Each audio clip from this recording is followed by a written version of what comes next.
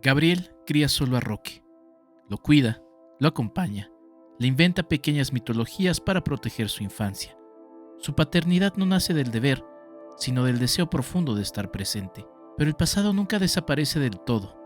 La memoria familiar, las culpas heredadas y las heridas del propio padre comienzan a filtrarse, recordándole que criar también es enfrentarse a lo que uno fue. Así, la película se mueve en ese territorio frágil donde el amor convive con el miedo a repetir errores. Fernández filma sin estridencias, atento a los gestos mínimos.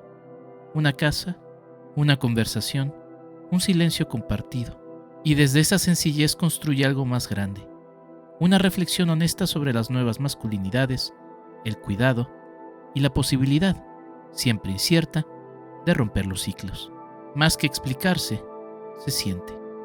Como un recuerdo familiar, como esa pregunta que todos cargamos. ¿Cómo amar mejor a quienes vienen después de nosotros?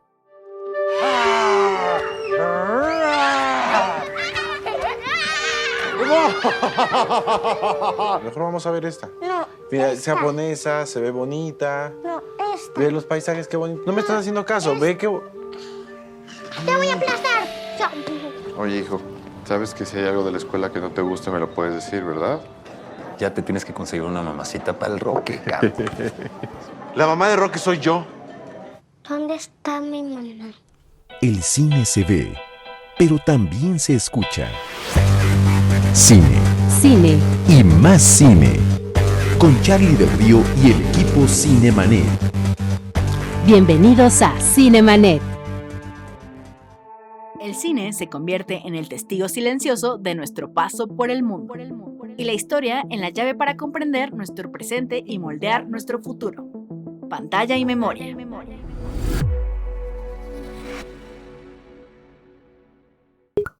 @Enrique Figueroa MX en TikTok, Facebook e Instagram.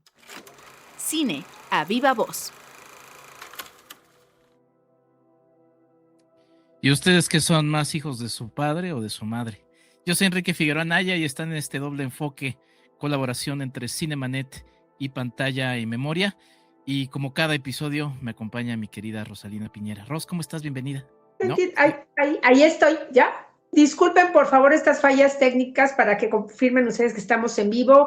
Les agradecemos mucho que nos acompañen porque hoy vamos a hablar de una película que sin duda les va a tocar varias partes de su espíritu.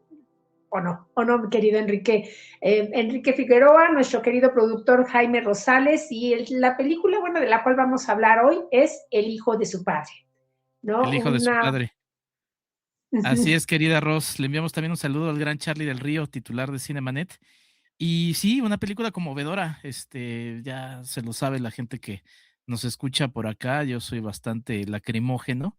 Y bueno, si la parte final de la película estaba derramando lagrimitas. Y para ello vamos a hablar con Aarón Fernández, quien es el director y guionista de El hijo de su padre.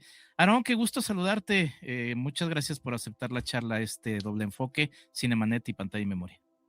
Pues muchas gracias por la invitación y por el espacio para poder platicar de mi película y también oír sus comentarios y saber cómo la vivieron, cómo la sintieron.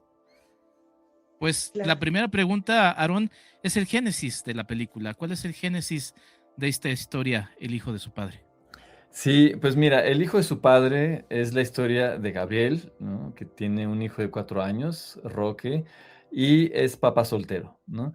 Entonces, mientras acompañamos todo su cotidiano y la relación padre-hijo con todos sus altibajos, ¿no? Momentos bonitos y momentos un poco más tensos, también acompañamos el trabajo de duelo que Gabriel tiene que hacer con respecto a la muerte de su propio padre, ¿no? Entonces, es una película sencilla, pero también muy emotiva, muy actual, yo diría.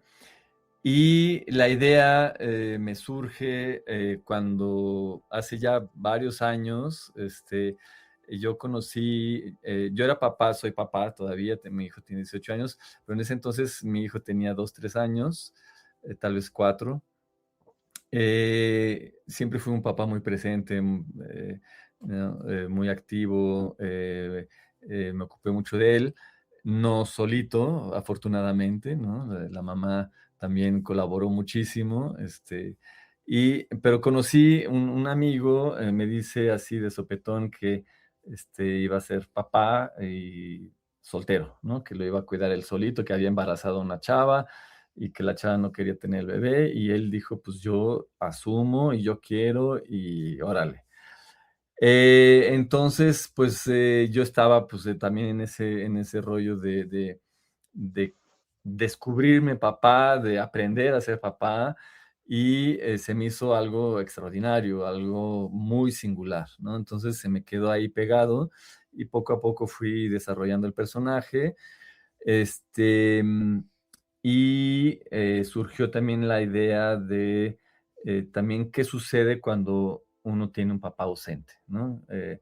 ¿No? Entonces, equilibrar un papá muy presente, muy afectivo, eh, a veces hasta excesivamente presente, y por el otro lado, la ausencia de un papá y qué nos que puede traer como vacío, o qué pasa, ¿no? Entonces mezclé esas dos historias y el resultado pues está en pantalla, ¿no? Y justamente, qué bueno que lo mencionas porque, bueno, la ausencia paterna por decisión obviamente, bueno, del padre, pues es un tema que hemos visto recurrente en el cine mexicano.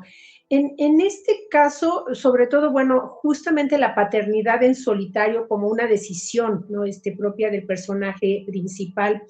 Eh, ¿Por qué te interesaba justamente, qué te interesaba más, cuestionar o resignificar justamente la figura del padre dentro de la familia? Pues yo creo que fue un impulso muy personal y esta fascinación por un personaje que se me hacía muy singular y poco visto, poco retratado. Y creo que me pareció muy interesante como óptica, así de decir, no, bueno, Gabriel es papá soltero por decisión propia, porque lo desea y no planeó ese hijo, pero sí lo quiere y dijo, pues yo me aviento el boleto y voy a asumir, ¿no?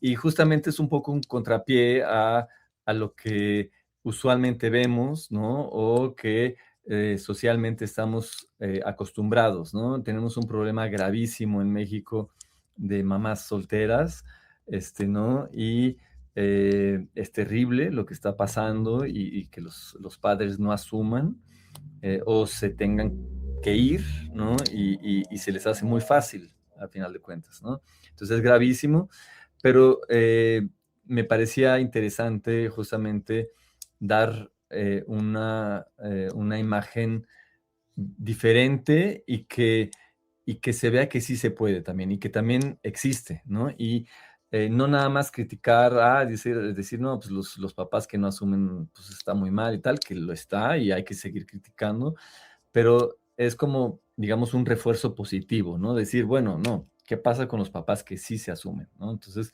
Gabriel sería como el extremo de eso, este, eh, y mostrar, yo me acuerdo que quería mostrar que finalmente la paternidad y también, o sea, el cuidado de los niños, de los hijos, sí es como muy demandante, ¿no? Uno se tiene que sacrificar mucho y tal, pero también tiene una retribución muy positiva, o sea, es padrísimo tener un hijo, o sea, es muy divertido, es enriquecedor, y entonces mostrarle a los papás que no se asumen que se están perdiendo de algo extraordinario, ¿no? Y que finalmente vale la pena, o sea, quien lo desea, vale la pena. Sí, la película está llena de muchos simbolismos y para empezar el propio nombre de la cinta, ¿no? Ujú, Ahorita mencionabas esta palabra padrísimo, ¿no? Que también ujú, forma como parte de eso, ¿no? Padre. Y el que siempre escuchamos, es que sí, bueno, es un hijo de su madre, ¿no? ujú, Y pues justamente eliges el título para resignificar también una, a ver, yo siempre lo he dicho, como hombre lo asumo, de esta etapa, de este mundo contemporáneo en el que vivimos. Estamos en una de construcción de lo que significan las masculinidades, las paternidades, y la película también va deconstruyendo y quitando muchos mitos de eso, ¿no?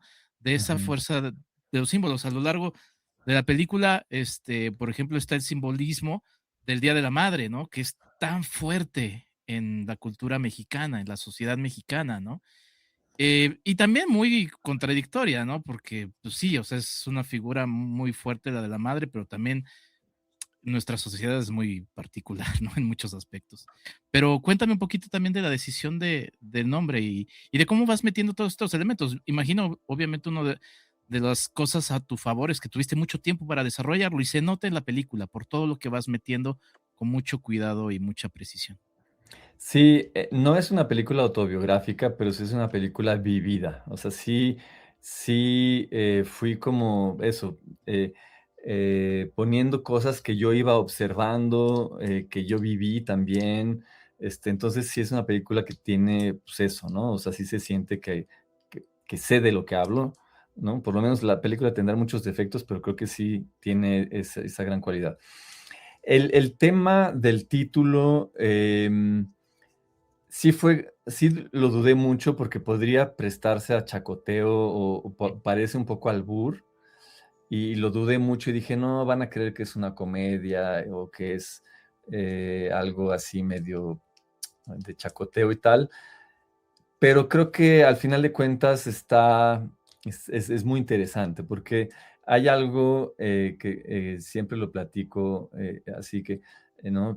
Cuando uno es papá o mamá y nace el hijo, lo primero que uno dice o se pregunta al ver al recién nacido es: "Ay, se parece a su mamá, ay, se parece al papá", o "Ay, mira, los ojos son del abuelo". Entonces, siempre es así, automático, ¿no? Siempre buscamos el parecido, el espejo, ¿no? Entonces, es algo intrínseco, está en el ser humano, ¿no? En el ser humano de saber de dónde vienes, a quién te pareces, ¿no? Y tu hijo, a quién se parece, si se parece más a la mamá, al papá, o si es una mezcla. Entonces, creo que es un tema universal, superhumano, y que todo el mundo se hace. Entonces, y creo que está muy bonito esa pregunta, saber de dónde vienes, ¿no? ¿Eres más hijo de tu papá, te llevas mejor con él, te pareces a él? Y si te pareces, te llevas bien con él. Entonces, creo que es parte de las reflexiones de la paternidad, ¿no? Y del cuidado de los niños, ¿no? Sí, y bueno, vemos que el personaje aborda justamente, bueno, la responsabilidad de la paternidad en solitario, pero él mismo está sufriendo la ausencia paterna, ¿no? Que obviamente atraviesa la narrativa. Me gustaría que nos hablaras acerca de estas decisiones, de las metáforas, de cómo decidiste representar la ausencia del padre de Gabriel, ¿no? Esos vacíos, esos silencios, esas sombras, esos reflejos que vemos en las fotografías, en las ventanas, y sobre todo esa presencia constante, ¿no? A pesar de no estar físicamente. Sí, pues, justamente, creo que era para hacer más evidente, o bueno, más bien un contrapeso de todo el cotidiano que se describe en mucho detalle del rol del papá soltero de Gabriel con su hijo. Sentía que le faltaba algo ahí y se me ocurrió esta idea de la ausencia del padre. Entonces, surge, digamos que resurge la imagen del papá con la venta de la casa de la familia, ¿no? Entonces, ahí Gabriel pues entra en crisis, resurgen las heridas, porque es lo último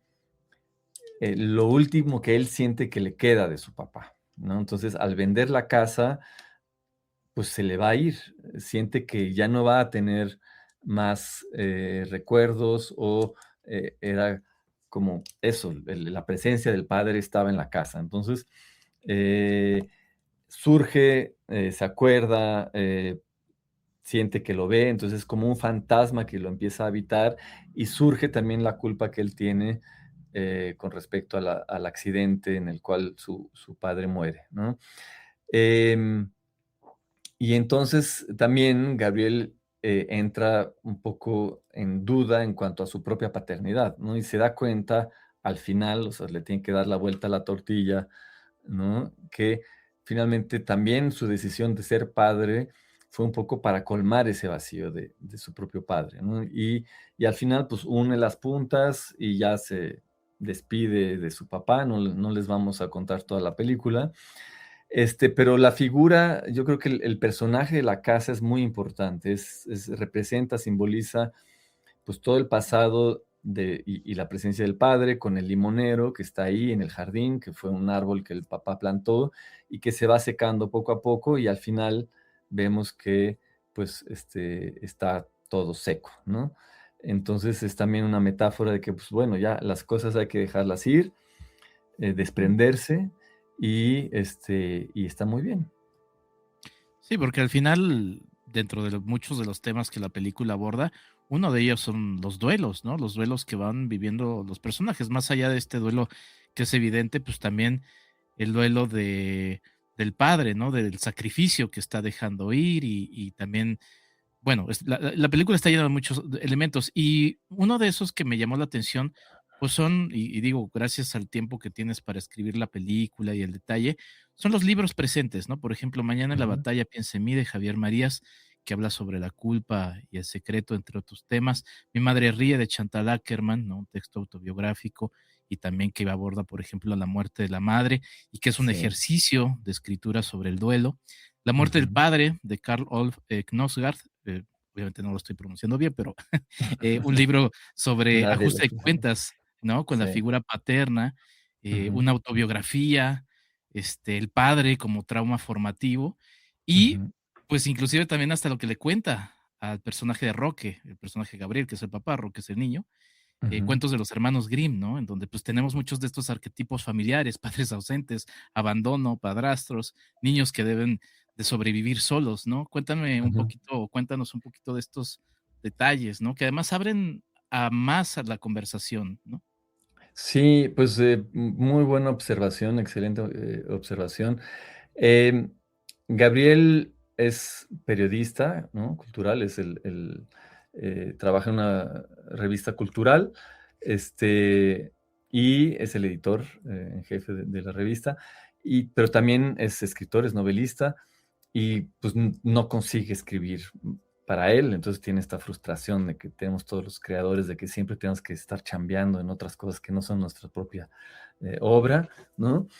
Y entonces formaba parte del universo de Gabriel, todas estas referencias que tú citaste, entonces pues, está siempre con los libros y que son lecturas que, pues, guiños que están ahí, que forman parte del ambiente y de las referencias. Pero también, bueno, a mí me encanta la literatura, leo bastante, no suficientemente como yo desearía, pero y para alimentar un poco el universo y también los diálogos y pensamientos, pues dentro de todo este tiempo que tuve para escribir el guión, que me tardé mucho, pues fui leyendo cosas, reflexiones y tal, y no aparecen ahí, pero sí hay varios otros libros que están en los créditos, libros que me gustaron mucho, por ejemplo, textos de Alejandro Zambra, que es un escritor chileno radicado en México, se los recomiendo ampliamente. Acaba de lanzar un libro que se llama Literatura Infantil, que salió después de que yo ya había filmado, pero es muy interesante y él retoma ahí algunos textos que había escrito en otro libro que se llama Tema Libre, sobre la paternidad. Está exactamente ese mismo que está en pantalla. Leí, eso sí, antes o en el proceso en que estaba, creo que filmando o casi por filmar, La cabeza de mi padre, de Almadelia Murillo, que no, o sea, trata sobre la ausencia del padre. Eso fue perfecto para eso. Y es totalmente autobiográfico, es la búsqueda del padre, lo encuentran y tal, y todas las reflexiones que ella hace sobre la ausencia de su padre, porque las dejó y tal. Y hay un momento en el libro de Almadelia que dice que justamente eh, habla de una colega, si mal no recuerdo, una colega de ella en la secundaria o en la prepa, que no tiene mamá y que se la encuentra en el baño de las niñas llorando o en traumada y se hace esta reflexión. Ella dice, bueno, eh, yo vivía con este pesar de no tener papá, pero no tener mamá en México es todavía más fuerte, ¿no? Porque justamente, pues es esta figura central que sin ella no eres nadie, ¿no?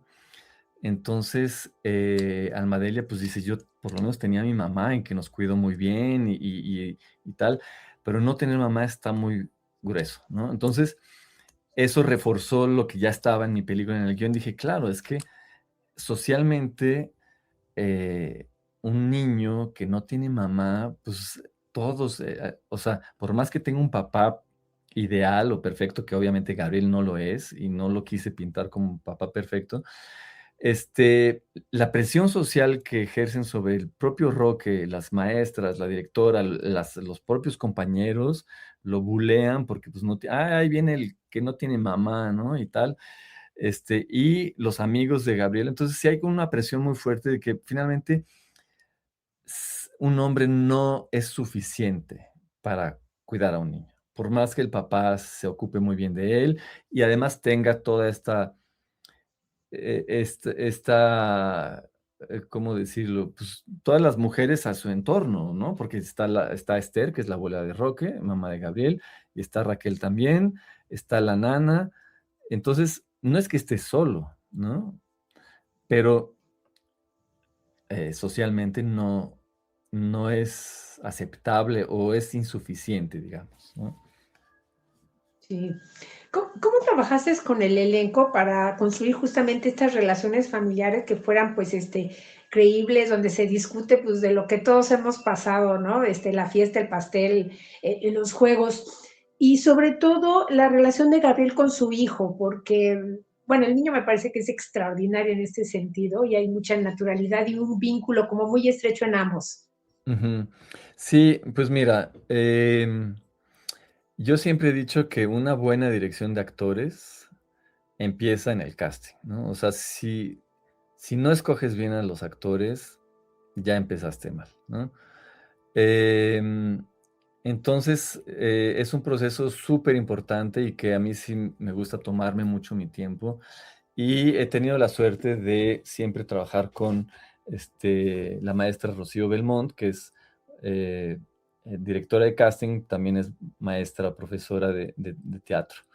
Em, y entonces tenemos como un método ya establecido en el que, bueno, le paso el guión, ella como que, y mis referencias, siempre como que le mando referencias de personas que he visto, o fotos, no forzosamente actores, también pueden ser actores nacionales o internacionales, para como más o menos partir de un físico, tal vez de una presencia y tal.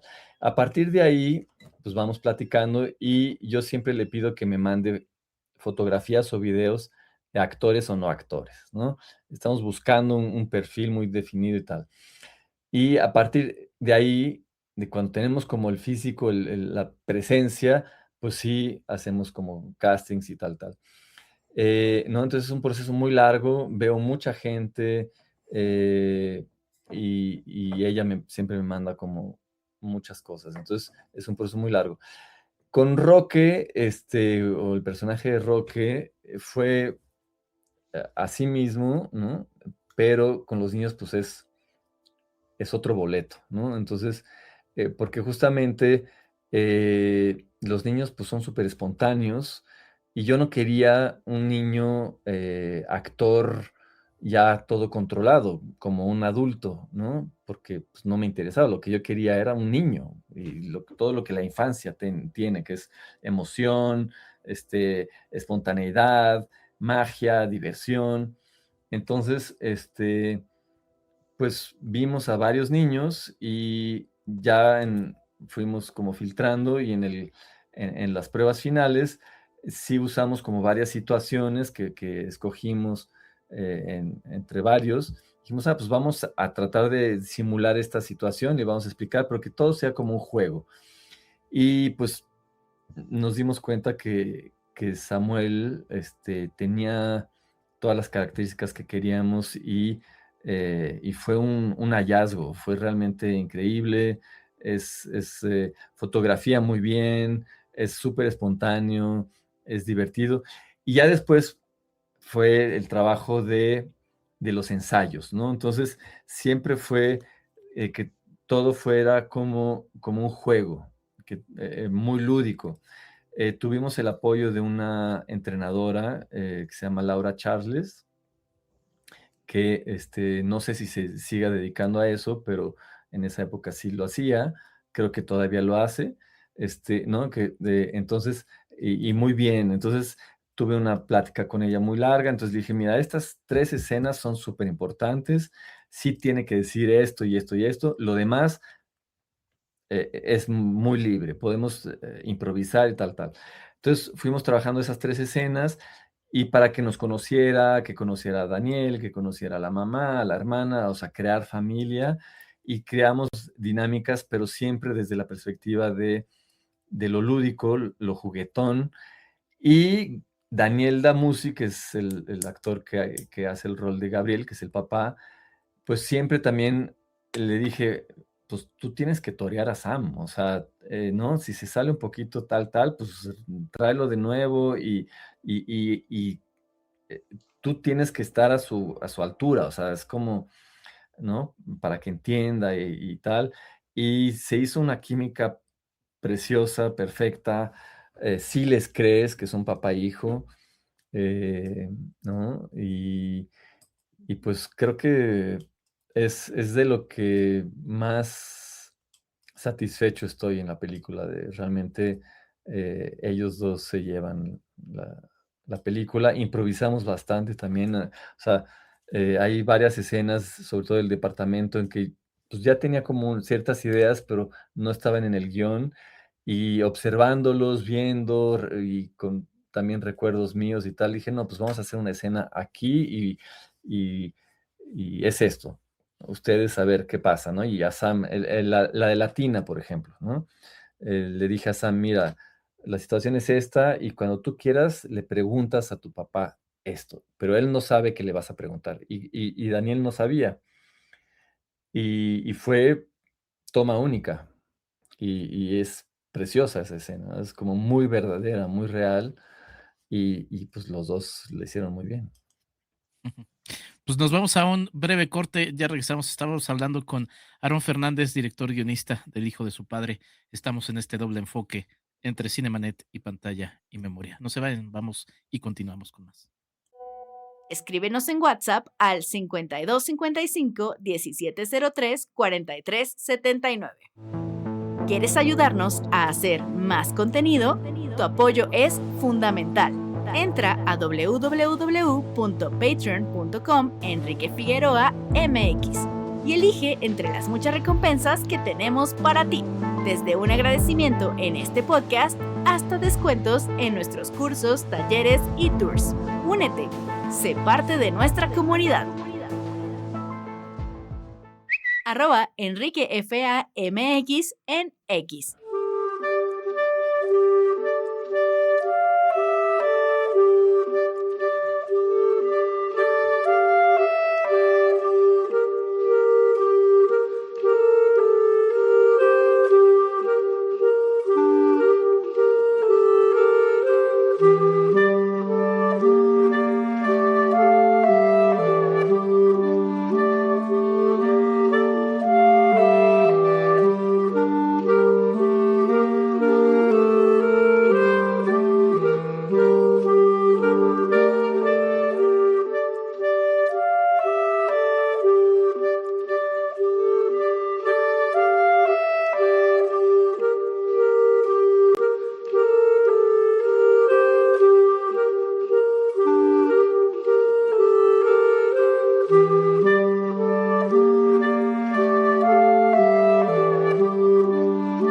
Y estamos de vuelta en este doble enfoque, Pantalla y Memoria y Cinemanet. Estamos haciendo algo nuevo en el en vivo de Cinemanet, porque saludo también a la gente que nos escucha nada más en la versión de audio, pero en Cinemanet estamos experimentando con poner la música de fondo, entonces bueno, ahí ustedes dispensen algunas cosas con las que estamos lidiando, pero Es música de Camilo Freudeval, quien ha trabajado pues, en diversas producciones de cine independiente, cine de autor. Su trabajo se caracteriza por estas partituras íntimas, atmosféricas, emocionales. Le gustan las texturas, los silencios, las guitarras, las capas electrónicas sutiles. Cuéntanos, Aaron, la importancia de la música. Estamos escuchando, por cierto, el track Zorro, que después de que nos platiques también el trabajo con Camilo, yo te quiero preguntar de esa escena, que no vamos a decir en qué momento de la película está, pero en donde aparece un zorro. ¿Cómo consiguieron el cast del zorro? Sí, bueno, primero el trabajo con Camilo, esta ya es mi tercer película con él. Él hizo la música de Las Horas Muertas, que es poquísima, casi no hay. Hizo la música de Un filósofo en la arena, que ahí sí la música también es muy presente y es extraordinaria y es orquestal, una música orquestal increíble. Y esta película, El hijo de su padre. Y bueno, he trabajado con él en otros proyectos como productor. Y pues es una relación ya de años y que nos llevamos súper bien y a mí se me hace un extraordinario músico. Y esta es de las películas de ficción, tal vez la que tiene más música y era como muy importante sostener esta música y el lirismo que trae la música, ¿no? Y yo tenía una idea muy, muy específica y muy ya aterrizada de lo que quería. Quería clarinete y como una música más de cámara, pocos instrumentos, si acaso cuerdas, clarinete y piano, ¿no? Y a mí me fascina el clarinete, creo que es un instrumento hermosísimo y además pues va muy bien con la película porque nos remite a Pedro y el Lobo, ¿no? De Prokofiev, que es ¿no? Esta pieza musical muy narrativa también. Y en mi película, pues no hay un lobo, pero sí hay un zorro, ¿no? Entonces, digamos que en Prokofiev el lobo es el oboe y en El hijo de su padre el zorro es el clarinete, ¿no? Básicamente, así haciendo como las comparaciones un poco simplistas, pero es así. Es una película en que es muy realista, muy naturalista, es el día a día de Gabriel y Roque, pero también está toda esta parte del recuerdo del padre de Gabriel y el trabajo del duelo, el pasado, los fantasmas y todo este mundo un poco mágico y fantástico del bosque y de los cuentos de hadas y pues obviamente del zorro. Y el zorro es un leitmotiv que está desde el principio, ¿no? Con una máscara en las camisetas que usa Roque. Es el animal preferido de la novia de Gabriel, ¿no? Cuando se enamoran ambos que se conocen. Y obviamente pues es el momento mágico de la película donde hay un recuerdo ahí y Gabriel puede despedirse finalmente también de su padre. Y entonces pues es una figura simbólica y mítica y hermosa que está ahí en la película y que siento que sí pues le da como te cierra el círculo, digamos, ¿no? Entonces usamos un zorro real, no es de inteligencia artificial. Se llama Woody, de hecho, y pues lo conseguimos ahí en un entrenador de animales que se dedica a eso, que tiene varios animales silvestres, tenía también un coyote y tal, tiene un rancho en el Ajusco, y pues es un zorrito gris mexicano, ¿no? En México también hay zorros, no en el Ajusco, obviamente, pero pues ahí está, y bueno, eso, no sé si ya hablé demasiado. No, al contrario, nosotros encantados.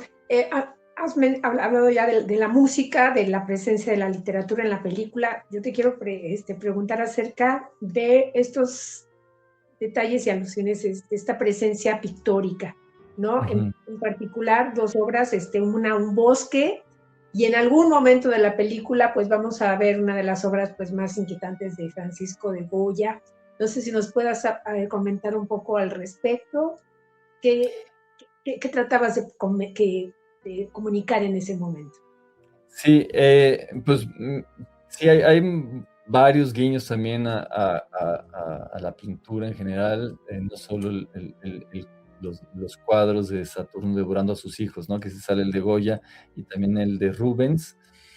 Y voy a hablar de cada uno así. Entonces, la cuestión, o sea, en la película, la cuestión del devorarse, ¿no?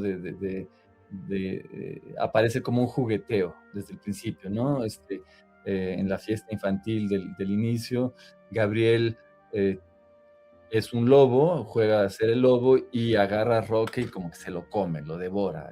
¿No? Entonces ya como un inicio ahí, ¿no? Y aparece ya en un momento así de gran drama del personaje de Gabriel, que casi pierde a su hijo en el mercado. Surge esta figura, o sea, en su casa se pone a ver los cuadros de Saturno devorando a sus hijos o a su hijo, y que es una metáfora, ¿no? Del tiempo que pasa, ¿no? Saturno y Cronos son el mismo personaje, el mismo titán, uno en la cultura griega y otro en la cultura romana, y finalmente es esto de que los hijos nos suplantan o nos van a sobrevivir y son como nuestra continuación. Y es como este miedo de que nos sustituyan, ¿no? O sea, el mito de Saturno devorando a sus hijos es un poco eso, finalmente es el tiempo que nos está devorando, ¿no? Entonces, pues para mí era como interesante ponerlo, porque además pues Gabriel está como en ese como idea fija, y al final se vuelve también un juego en los espejos, ¿no? Esos espejos deformantes, que nos recuerda un poco el cuadro de Goya y tal, también juegan a comerse, ¿no? Entonces pero ahí es Roque el que se come a Gabriel, ¿no? Y lo muerde y le dice, y le come la cabeza y tal.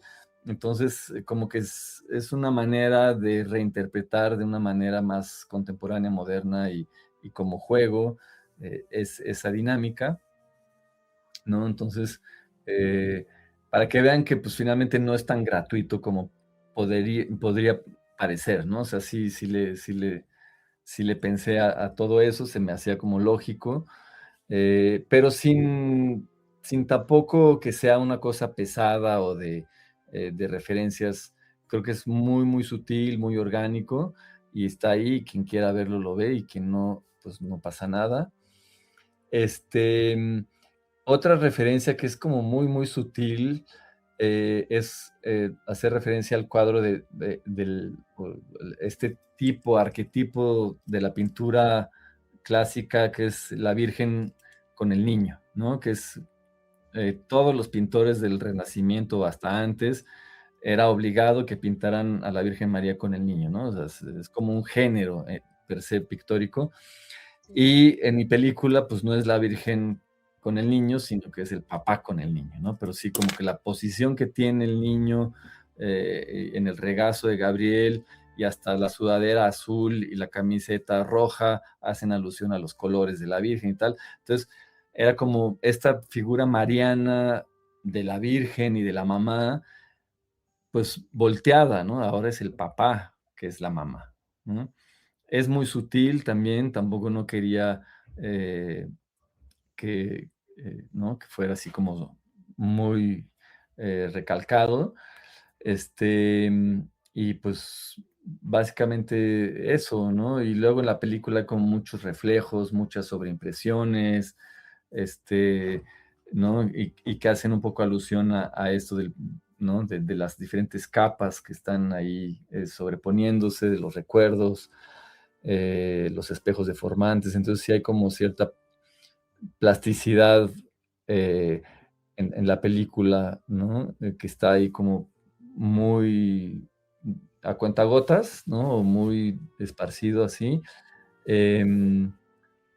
Y pues eso, creo que se me olvidó la otra parte de la pregunta o del comentario, pero ya me fui un poco por las ramas. No, está perfecto, gracias. Por las ramas del limonero. Y hablando del limonero, Aarón, cuéntanos de las locaciones, ¿no? La casa, ¿no? ¿Cómo llegaron a la casa? Pues también grabar en el metro, ahí en la estación de Camarones, tiene su onda, ¿no? El lugar en donde los amigos de Gabriel están departiendo en una tarde de jueves, viernes, sábado. Cuéntanos un poquito de las locaciones y cómo las fueron consiguiendo. Pues bueno, es una película enteramente chilanga, o sea, todo se grabó en la Ciudad de México. Y pues curiosamente, la imagen que sale de la película es una ciudad muy verde, ¿no? Con muchos árboles, jardines, está el bosque, ¿no? Y está también los viveros, está Chapultepec, entonces está el jardín de la casa. Entonces es una ciudad que pues hasta parece demasiado verde, ¿no? Para quien la conoce, que es una ciudad caótica, urbana, concreto, fierro, ruido, pero pues es porque el imaginario de la película lo pedía, ¿no? Era este universo de cuento de hadas, también ¿no? Y del accidente que sucede en el bosque y Roque que casi se pierde en el parque, o bueno, más bien Gabriel se esconde. Entonces era como esta idea de una ciudad de México, pero que no parezca tan urbana, o sea, sí es urbana, pero al mismo tiempo es muy verde y pues para dar todo este universo, ¿no? Y al mismo tiempo, pues sí tenemos como esta parte del cotidiano, ¿no? Del tráfico, de los bares, de las casas, ¿no? El metro, porque Gabriel no maneja, porque pues, se quedó traumado por el accidente, entonces no maneja, no tiene carro, entonces siempre anda o de Uber o de aplicativo, de taxi, o transporte en común, ¿no? Entonces, y el metro es una secuencia muy interesante porque es como el submundo, ¿no? Y es cuando reaparece el papá, ¿no? Entonces, pues sí, la Ciudad de México me encanta, es como en el quiz que sale en la película, ¿no? ¿Cuál es tu ciudad favorita? Sin lugar a dudas, la Ciudad de México, me encanta, es fascinante, es dura y ruda para filmar, ¿no? Es muy difícil, tuvimos mucho problema con los aviones, ¿no? Que se nos metieron hasta, híjoles, siempre, o sea, no nos dejaron tranquilos. Pero es una ciudad muy versátil y que da mucho, o sea, es como muy genuina, de una riqueza y una cultura impresionantes. Entonces, pues creo que es un retrato muy singular también de la Ciudad de México. Sí. Y bueno, me gustaría, no sé si nos podrás comentar también, noté, bueno, bueno, estaba yo recordando tu película de Las Horas Muertas de 2013, y creo que lo confirmo ahora de ver El hijo de su padre, pues es el respeto y el valor que le das justamente al silencio y al tiempo, ¿no? Para cada personaje, para que reflexione lo que está pensando y que podamos justamente acompañarlo en esta introspección, en esta reflexión, o no, en estos sentimientos que lo van atravesando. ¿Cómo vas midiendo justamente estos espacios? Pues sí, yo creo que debe ser tal vez un ritmo que yo tengo, ¿no? Un ritmo de vida y de carácter, no sé, eh, o por lo menos en estos 2 proyectos era como este deseo de un tiempo más dilatado, aunque, bueno, en Las horas muertas es evidente, no es casi el tema de la película, ¿no? Cómo nace un romance en estos espacios vacíos y estos tiempos muertos, ¿no? Y el tiempo del ocio y que, pues, cuando no tienes nada que hacer, pues, te enamoras y eso, ¿no? Aquí, es como el tiempo de la melancolía. Gabriel entra en este hueco, ¿no? Esta tristeza profunda de la ausencia del padre, y como que eso, entra en un vacío que lo pone en un ritmo diferente, ¿no? Como un ritmo paralelo. Em, y pues trabajé mucho eso en el propio ritmo de la película. No es que sea una película lenta para nada, creo que es una película muy, muy activa, con un ritmo bastante ágil, pero sí entramos como en este mood, este ambiente de melancolía y de abandono que siente Gabriel, este, ¿no? Entonces por eso, y los silencios son muy importantes en ese sentido, ¿no? Son muy simbólicos. eh, Hay momentos en que se corta el sonido directo y entra una música, ¿no? Y los personajes siguen hablando o cantando, pero no escuchamos. Hay una escena preciosa también de una entrevista, donde hay un punto, no de vista, pero un punto auditivo. Entramos en el punto auditivo de Gabriel, ¿no? Entonces, es casi, casi como, no es una cámara subjetiva, pero sí es pues un punto auditivo subjetivo, ¿no? Y que le da como todo el lirismo a esta escena. Y hay un momento de silencio absoluto en otra escena, así, donde pues le dan una mala noticia a Gabriel y él como que entra en este vacío. em, pues es como eso, un leitmotiv, es como trabajar el lenguaje cinematográfico desde, no solo la imagen, pero también el sonido, que es súper importante. A mí me encanta eso, me encanta trabajar el sonido y que es algo muy discreto, que no forzosamente se percibe tan fácilmente, pero que te da una fuerza, y puede darte un lirismo o tensión, ¿no? Con elementos muy, muy, muy sutiles. Me acabo de acordar que hay otro momento de silencio también, que es cuando sucede el accidente. Entonces, en vez de poner rechinidos y explosiones y tal, dije, no, vamos a lo contrario. ¿Qué pasa con el accidente? Pues Gabriel pierde a su papá, entonces es el vacío, y el vacío, pues, qué mejor que el silencio. Entonces, Sí. sí, el silencio como metáfora. Pues es una película llena de muchos elementos, una película muy rica, decías a lo largo o en algún momento de la entrevista, Aarón, que tiene sus fallas, pero a ver, todos tenemos nuestras fallas, todos somos humanos y creo que hay que reivindicar las fallas, ¿no? Porque estamos en tiempos en donde se nos exige y ahora con las nuevas herramientas de inteligencia artificial que todo sea perfecto. Y Ujú. bueno, o sea, yo abrazo tu película como lo que es una película muy conmovedora, una película que también hacia el final de la misma reivindica el título, ¿no? Que es una parte que se me hizo muy poderosa, muy bonita, no revelaré, la gente la irá a disfrutar por su cuenta.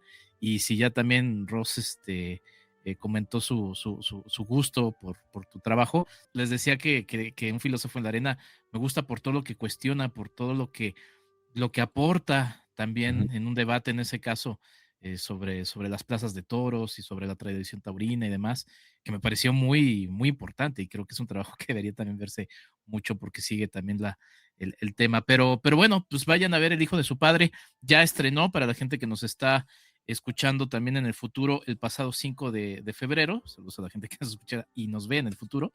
Y pues corran a verla. La verdad me pareció, así como a Ross también, una película sumamente conmovedora. Busquen en Benuca Films, las redes de Benuca Films, el paso de la película El hijo de su padre. de Aarón Fernández. Y pues nada, Ros, algo con lo que quieras cerrar. Pues nada más, bueno, pues invitarlo a que la vean. Es nuestra segunda semana, la segunda semana de oportunidad para ver este filme que aborda pues la paternidad en solitario, los roles familiares, la identidad masculina, el duelo, la ausencia y otros temas que ustedes irán descubriendo a lo largo de la película. Muchas felicidades. Exactamente. Pues muchísimas gracias, Aarón, por la charla y mucho éxito con tu trabajo. Y gracias por El hijo de su padre. Pues muchas gracias. No sé si tengo tiempito para despedirme, nada más Adelante, sí, por favor. invitar al público a que vaya a ver la película. Ya empezamos la segunda semana de estreno.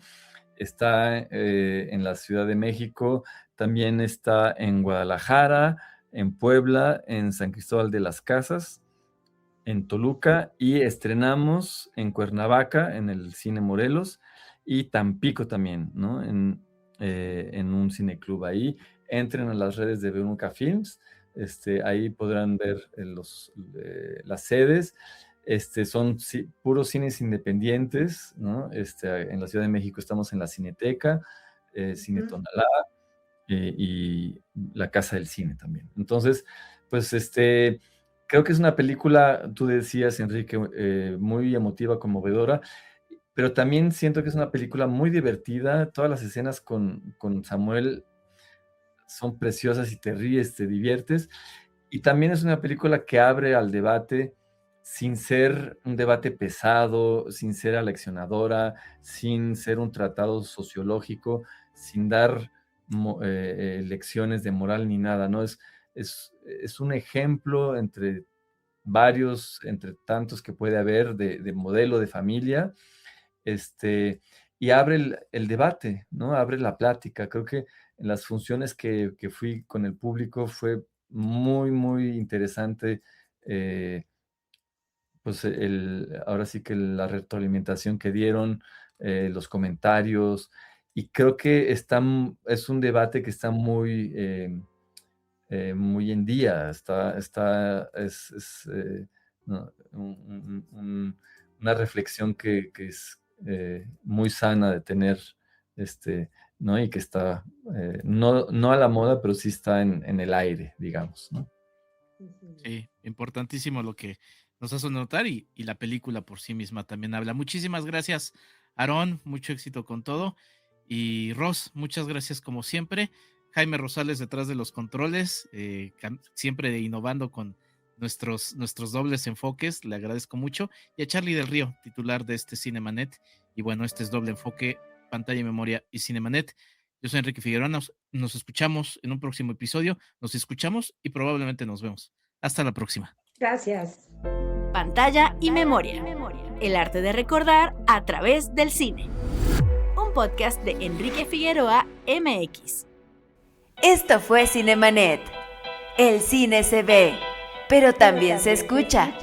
Les esperamos en nuestro próximo episodio. Cine. Cine. Y más cine.